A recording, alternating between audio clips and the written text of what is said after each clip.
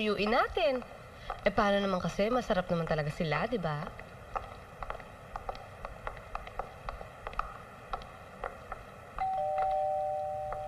Anton, we're here! Surprise! Anton, may bisita ka. Kabit mo. Gaga to ah! Bakit? Masakit ba? Raya, isa kang kabit. Thank you. Anton, para sa'yo. At ito pa. Don't you dare. Galing nito mag-Ingles ah. Raya, wait!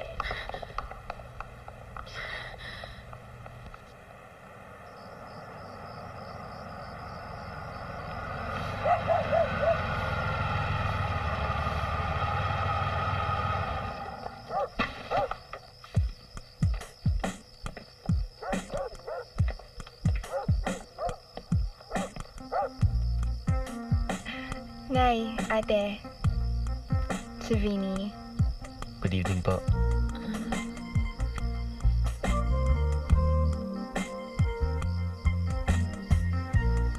Cheers! Alam nyo, ang tanga-tanga ko pagdating sa lalaki. 3-0 na ako ah. Alam mo, tanga ka talaga. Pero huwag kang mag-alala, nasampal ko naman yung mayabang na misis na yon. Ganito, oh. Galing mo mag-Ingles, ha? Ikaw talaga. Eh, paano bumalik si Anton, ha? Ay, nako. Pag bumalik si Anton, tapos tinanggap mo, yan na ang sukdulan ng katangahan mo. Eh, lahat yata ng mga lalaki manloloko, no? Oo naman, no? Yan nga si Hil, eh. Feeling ko, I'm sure, sooner or later, mabababae din yan. At ano namang gagawin mo, if ever? Huwag nilang ipapaalam sa akin para hindi ako ma-hurt.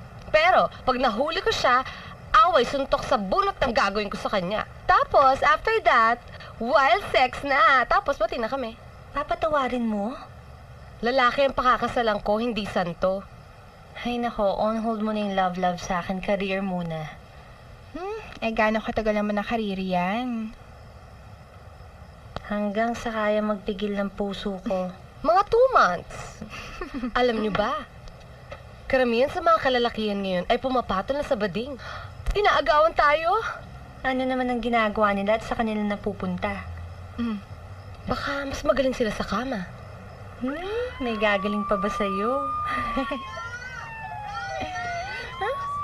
Ano yun?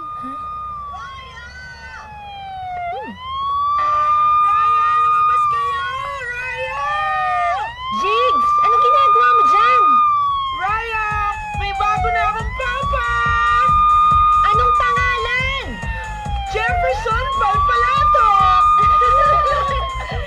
Fire, Jeffy! Yes, D!